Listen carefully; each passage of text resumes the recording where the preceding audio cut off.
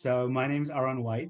I'm originally from England, and after graduating high school in England, I came to Yeshivat Kotel in the old city of Yerushalayim. I heard there was a new program run by Mizrachi called Shalhevet, which was training people who were interested in going on shlichut, going from Israel to communities outside of Israel. In the first year of the course, I met Miriam. Right, so my side is that I had been teaching at Central Yeshiva University High School for Girls. So it was around my 7th year of teaching that I really just had this yearning to come back to Israel to learn Torah at RZA-Mizrachi. And when I came to Mizrachi, it was just fantastic how it complemented everything that I was learning throughout my year. But while I was there, I met Aron.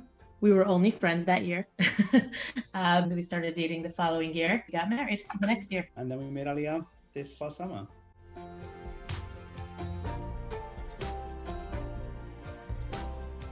I was always fascinated and loved Israel. I attribute a lot of the love coming from my family. My parents viewed me with love of Eretz Yisrael. I remember in first grade, I went to Hank Hebrew Academy in Nassau County. The dean of the school, Rabbi Gottesman, Alav Shalom, he gave out these pictures of the Kotel. And I remember I cherished that picture. I still have it today. And I remember looking at the picture and imagining, in my head, I thought it was like the Kotel and then like sand dunes. Always fascinated me to think that like maybe one day I could live in the land where I learned about the Parsha. And that small spark from a young age started to fan into this major flame. It was always something that I had wanted. At the same time, I had another lifelong dream to become a teacher and to engage in education. And so for the time being, I pursued that dream, following many, many dreams, to get married and to start a family. When I met Aron, we knew that even if we were going to start off our marriage in America, that it would be short-lived and that ultimately our home would really be in Israel. I think you actually said that you only thought of dating me once I told you I wanted to make Aliyah. But it's been a lifelong dream. Now that we're actually living it,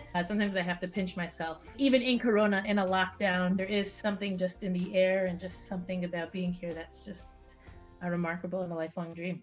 It is true what Miriam says. It definitely was like something significant when Miriam said that, in the summer when she was going back to America, but I hope one day to make Aliyah. It was always, I think, clear to us that we wanted to move to Israel. Actually, we've been so surprised that thank God since we got to Israel, even with coronavirus, things have, thank God, gone so smoothly, way more smoothly than could have imagined. And yeah, like Miriam says, sometimes we just have to pinch ourselves a little bit. At the end of a day of running around, you just come back and see Yerushalayim in front of you, and reminds you why you do this and what a blessing it is to be here.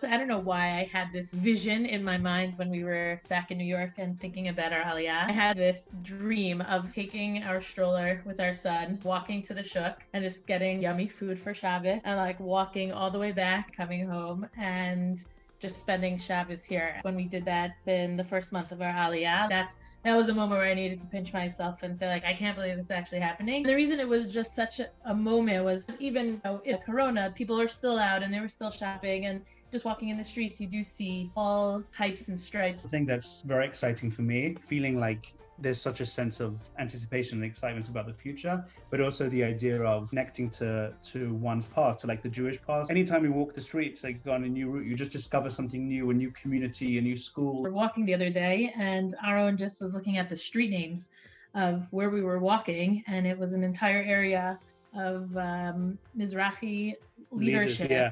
So there was a sign for someone called Rabbi Zev Gold, a former head of Mizrachi in the USA in the 30s. He then made Aliyah. And in fact, he's one of the signatories of Israel's Declaration of Independence. So he's this amazingly significant person. And it's just cool, you're just walking the streets and this is a culture that just surrounds you. There's something so exciting about that. Just adds a dimension to life that's just so special.